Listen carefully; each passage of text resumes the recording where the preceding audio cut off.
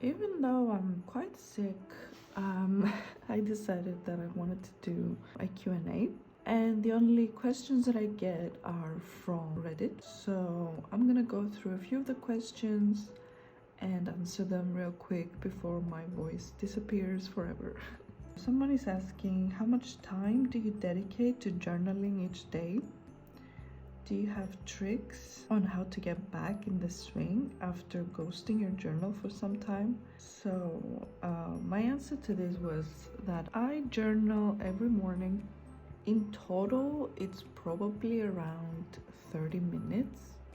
But because I do it on and off, it seemingly takes 4 hours, but it's not really 4 hours because it's really on and off. But after 4 hours in the morning, I'm done.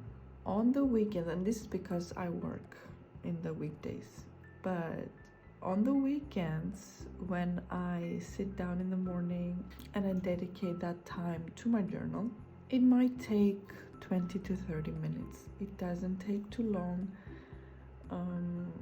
Even the doodles, I try to make really fast decisions in terms of what I'm going to draw. And lately I've been tracing my art because it's been a little bit more elaborate than it used to be.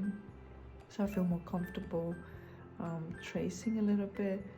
But again, in my journal, the doodles are very few. It's just, and now I've downsized as well. I used to do doodles inside the ticket that I have on the top. I no longer do that because I felt that it was too much, and now I prefer, also I wanted to practice my calligraphy, and I thought it would look more interesting this way. So really it's just the doodle at the bottom of the page, and it takes like 10 minutes to do. And then it's a very small doodle inside the stamp on the top.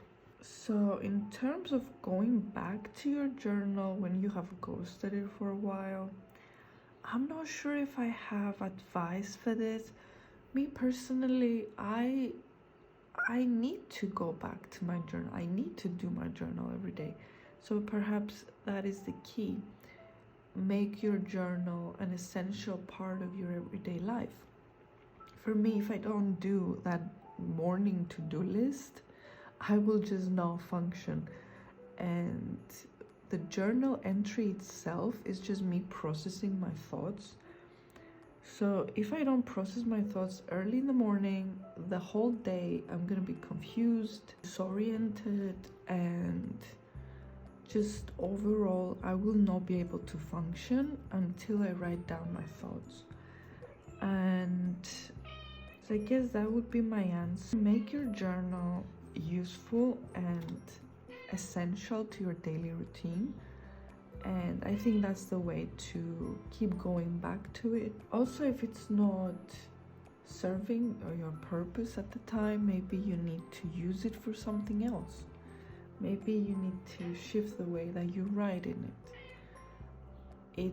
I find that it's always useful to make it more about your daily routine rather than writing about your feelings or events or anything like that, because that can be too much pressure sometimes, and emotionally loaded entries might not help you to go back to it. So I find that, yeah, these two things, shifting the way that I use my journal and also making it an integral part of my everyday life. A few people were asking, how do you keep everything so neat, and how is your handwriting so beautiful? I really appreciate these comments, like they're so sweet. So my handwriting used to be horrible. In middle school, for example, it used to be very messy, and I just hated it. I consciously decided to change my handwriting. So I started improving it, and with time, I just got used to the new handwriting. So it is possible to change your handwriting. for me, because it happened at such a young age, I'm not sure if you can do it at an older age, but I think that honestly you can get used to anything really, if with enough practice. I find that as adults we need to practice way longer for something to change, but I think 6 months to a year of practicing something is enough to make a huge difference. And the way that I keep everything so neat is basically, I do explain this in my first video, which I explain how I went from a messy journal to this more neat and nice looking journal. So essentially it was all about finding my style, and because as soon as I discovered my personal style, I just started drawing that out every single day. So again, practice. Again, consistency and doing it every single day just helps you get better at it. Someone is asking what size my notebook is, and this is a Hobonichi plain notebook, and the size is A5. I think that A5 is a great size for a journal. Maybe for a planner I would do something smaller, but definitely for a journal, if you want to doodle in it, A5 is a really great size. Some people are asking what pens I'm using, and I'm currently using the Ohuhu dual markers. The only downside to these markers is that this printing that they have on them smudges. I hate that because I ruined my journal several times with this smudging. I don't understand why they will make it like this, but other than that, I haven't really found any other markers that have the brush tip for calligraphy and on the other side to have a fine liner, because I write with the fine liner and create my calligraphy with the brush tip, and I haven't found any other pen that combines the two, because I really want the colors to be the same, the handwriting to be the same as the calligraphy. That didn't make sense.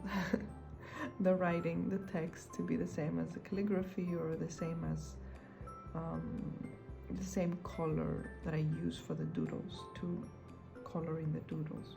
So this is what I use, and lately I've been using also a few other pens, which again, fine tips, fine liners for the text, and these are quite close to the colors, so it doesn't really show.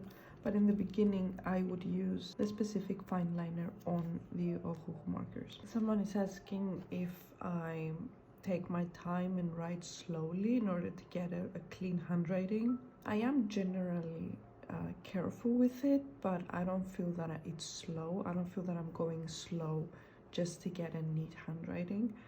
And to me personally, I can see the mistakes, I can see the imperfections. I guess other people cannot see it, but yes, I do not slow down specifically to have a cleaner handwriting. I feel that the pace that I'm writing is a natural pace that anyone would write.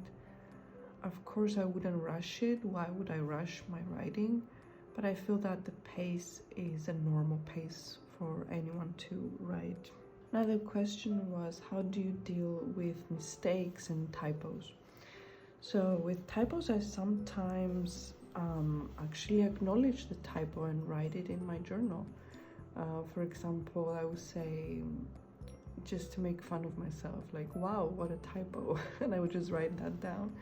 And then I would just repeat the word and fix the typo. So in terms of mistakes for my doodles, I would always try to adjust the doodle to make it look more intentional, even if there was a mistake. It doesn't happen often, but when it does happen, I try not to freak out and just go with it and try to make it work, even though it wasn't what I was intending to do.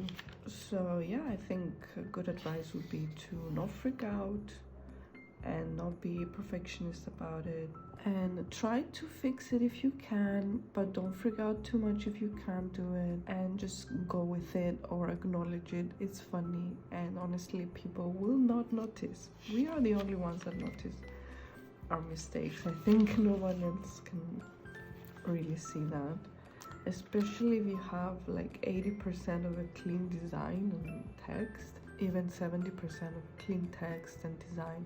No one will notice the little details. So I think it's something we shouldn't be worried about.